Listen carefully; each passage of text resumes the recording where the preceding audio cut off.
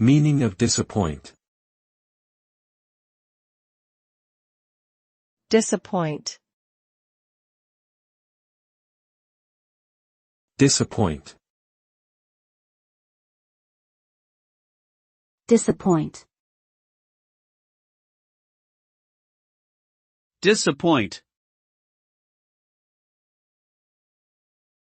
The term disappoint means to fail to satisfy someone's expectations or hopes.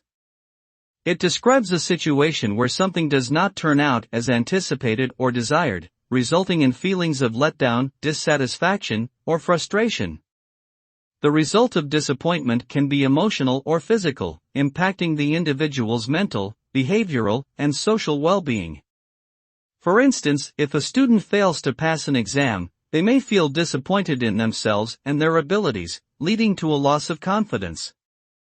In summary, disappointment is a negative feeling characterized by unfulfilled expectations or aspirations.